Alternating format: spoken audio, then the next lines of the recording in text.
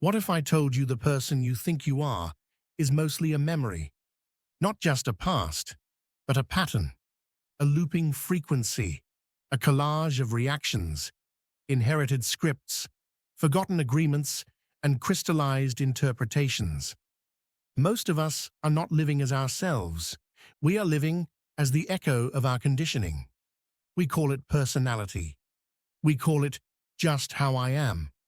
But what we're really saying is, this is how I survived. And that's okay. That's sacred. Your past identity was a brilliant construction. It kept you safe. It gave you belonging. It navigated pain. It bought time. But now, in this chapter, it's costing you your emergence, because your old self was built in a different energetic architecture, a different paradigm.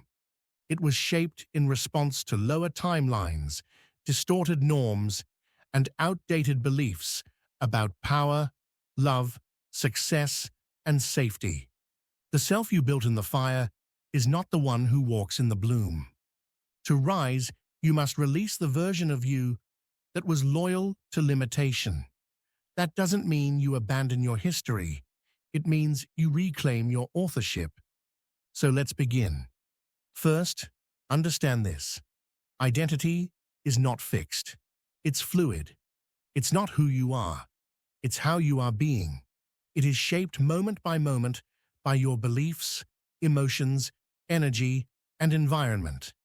And most importantly, by your repetition.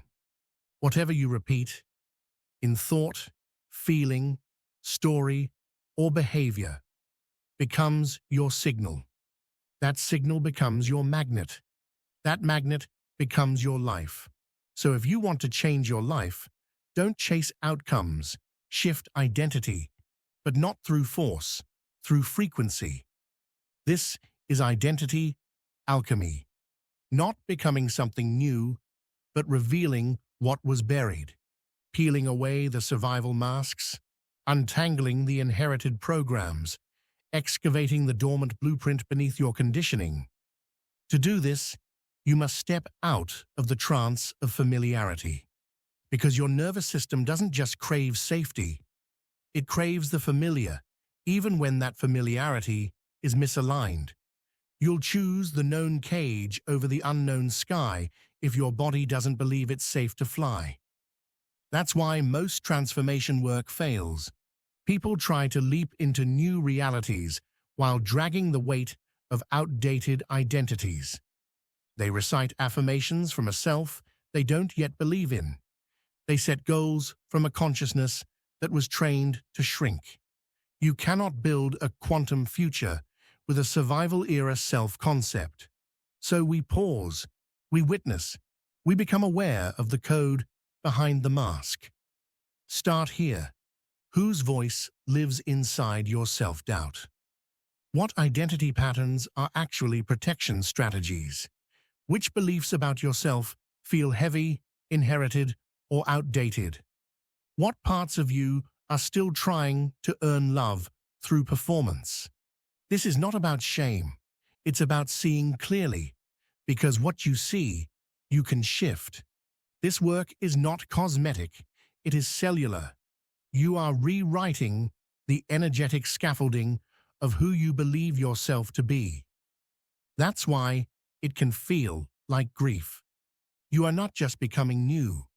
You are letting go of what once felt like you. There is grief in letting go of being misunderstood.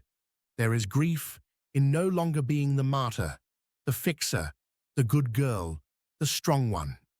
There is grief in dropping identities that once kept you alive. But in that grief is gold. Because what remains when the performance ends? Presence, power, original frequency, you. Not the echo, the source.